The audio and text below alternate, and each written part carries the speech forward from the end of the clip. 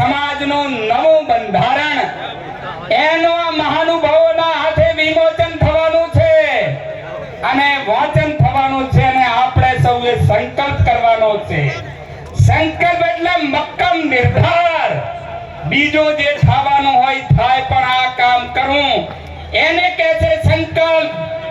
સંકલ્પ કર્યો તો મહાત્મા ગાંધીએ કે કાગડો કે કૂતરાના મોતે મરીશ પણ આ દેશને આઝાદ કરીને જ રહીશ. તો જે અંગ્રેજોનો સૂરજ નતો આથમતો એ અંગ્રેજોએ આ દેશ છોડીને ચાલ્યા જવું પડ્યું હતું. આ સમાજે સંકલ્પબદ્ધ બનવાનું છે. શેનો સંકલ્પ? એક સમાજ એક રિવાજ.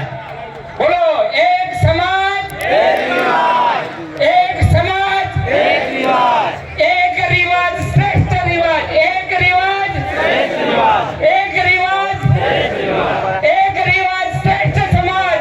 એક રિવાજ શ્રેષ્ઠ સમાજ.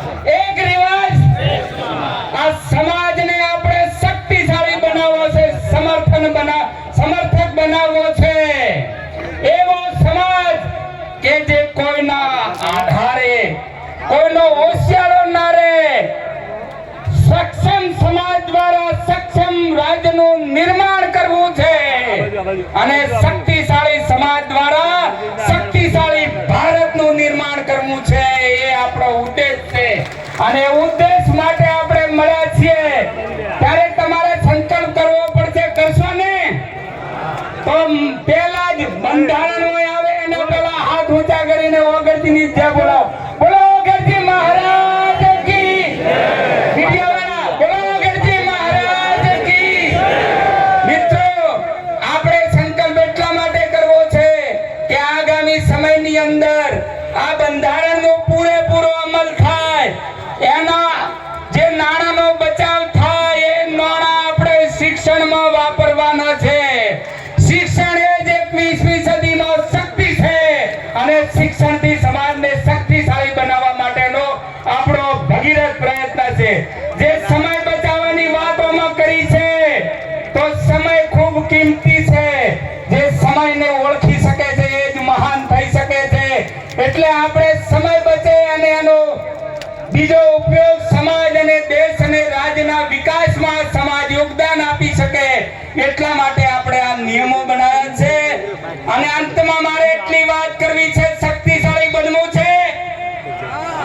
બધા બોલો, શક્તિશાળી બનાવવો છે સમાજ. તો આળસને ખંખેરી નાખો. આળસ એ જીવતા મનુષ્યની કબર છે. એ કબરને દફનાઈ દો અને આજથી બધા જ મહેનત કરવા માંડો. ભગવાને ગીતામાં કર્મને શ્રેષ્ઠ ભક્તિ કહી છે. તો કર્મના માધ્યમથી આ સમાજ, કામના માધ્યમથી, મહેનતના માધ્યમથી આ સમાજ એ પૂરેપૂરો શક્તિશાળી બને એના સંકલ્પ માટે આપણે મળ્યા છીએ. યુવાનો મોટી સંખ્યામાં છે તો યુવાનોને કહેવું છે કે આ જવાબદારી તમારી છે. યુવાન કોને કહેવાય? किनारों से टकराव से तूफान कहते हैं, मगर तूफान से टकराव से युवान कहते हैं. वो जवानी जवानी नहीं, वो जवानी जवानी नहीं जिसकी कोई कहानी न हो. उन आंखों की कोई हस्ती नहीं है जिन आंखों में पानी न हो. આ સમાજ માટે પાણી બતાવવાનો છે અને સમાજના યુવાનોને હું આહ્વાન કરું છું, આમંત્રિત કરું છું. મારી 63 વર્ષની ઉંમર છે પણ કામ કરવા, સમાજને કામ કરવા માટે કોઈ પણ યુવાન હાથે હરીફાઈ કરવાની મારી તૈયારી છે. આવો આપણે સૌ સાથે મળીને સક્ષમ સમાજનું નિર્માણ કરવું એ આપણું ધ્યેયને પાર કરી અને અંતમાં અમારી વ્યવસ્થા ખૂટી પડી છે. એટલે ઓગળજીને સદારામ બાપુને પ્રાર્થના કરું કે તમારા પેટમાં પણ અમી મેલન આજનો દાડો કોઈ ભૂખ જ ના લાગે. અને ઠાકોર 3 દાડાનો ભૂસો હોય તો પાણી પીન ચલાવીને સમાજને માટે વંદન કરવા છે, સલામ કરવી છે. અને તમને જે મુશ્કેલી પડી, જે તકલીફો પડી રસ્તામાં આવી, એના માટે આ વિસ્તારના જનપ્રતિનિધિ અને સમાજના ભાઈ તરીકે આપની આ દંડવત પ્રણામ સાથે આપ સૌની માફી ચાહું છું. સૌનો આભાર. ભારત માતા કી જય.